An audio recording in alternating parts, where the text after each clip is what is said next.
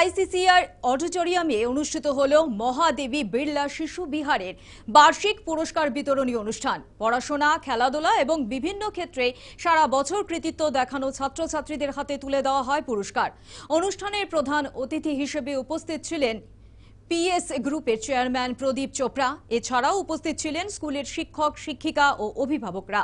স্কুলের কর্তৃপক্ষের বক্তব্য, শুধুমাত্র পরীক্ষার ফল নয়, ছাত্রছাত্রীদের সর্বাঙ্গীন বিকাশই তাদের মূল লক্ষ্য।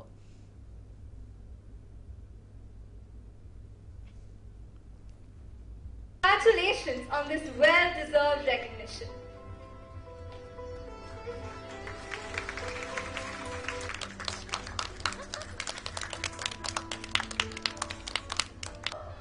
এটা আমাদের একটা প্রাইজ ডিস্ট্রিবিউশন সেরেমনি ছিল। প্রাইজ ডিস্ট্রিবিউশনে যেখানে আমাদের সব বাচ্চারা সারা বছর যেটা অ্যাচিভমেন্ট হয়েছে তাদের একটা আমরা ফেলিসিটেট করি। তার সাথে সাথে আমাদের কিছু টিচার্স যারা খুব ভালো অ্যাচিভমেন্ট করেছে সারা বছর, সেটা আমরা ফেলিসিটেট করি। তার সাথে প্যারেন্টস যারা খুব কোঅপারেট করে আর আমাদের বিভিন্ন রকম যে হেল্প দেয়, সেটার জন্য আমরা এই দিনটা রাখি যে ওদের ফেলিসিটেট করার জন্য, এনকারেজ করার জন্য।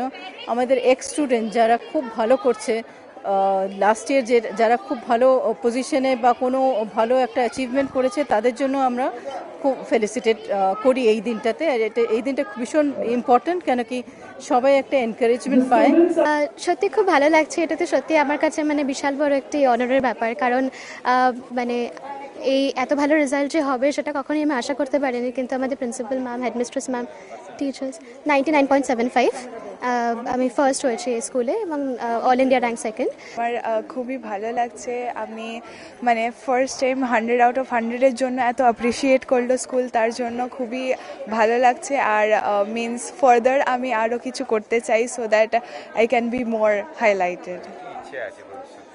ভবিষ্যতে আমার ইচ্ছা আছে একটা ডক্টর বানার।